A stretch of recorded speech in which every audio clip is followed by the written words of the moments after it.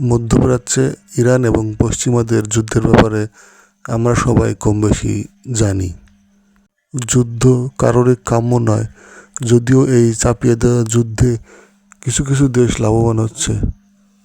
এক্ষেত্রে আমরা সহজেই উল্লেখ করতে পারি রাশিয়ার নাম। চলুন একটু বিশ্লেষণ করা যাক। ইরানকে ঘিরে চলমান উত্তেজনা এখন পুরো মধ্যপ্রাচ্যকে অস্থির করে তুলেছে।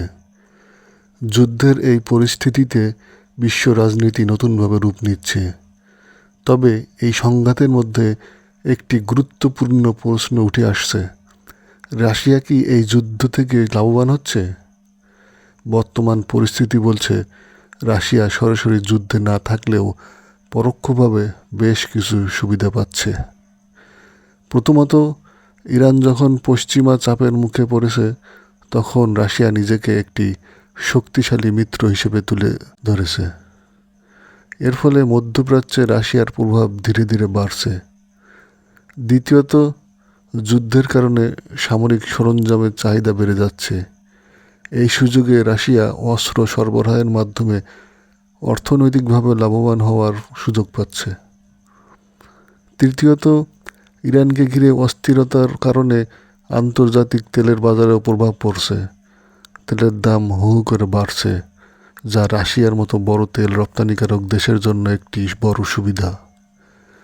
এছাড়া পশ্চিমা দেশগুলো যখন এই সংকট মোকাবেলায় ব্যস্ত, তখন রাশিয়া অন্য জায়গায় নিজের কৌশলগত অবস্থান আরও শক্ত করার সুযোগ পাচ্ছে।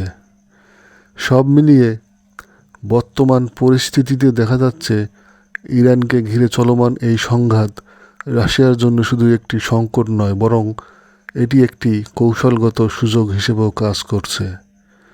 রাশিয়া সরাসরি যুদ্ধ না করেও এই পরিস্থিতি থেকে নিজের প্রভাব, শক্তি এবং অর্থনৈতিক অবস্থান বাড়ানোর চেষ্টা করছে। এভাবেই চলমান যুদ্ধের মধ্যে রাশিয়া পরোক্ষভাবে লাভবান হচ্ছে।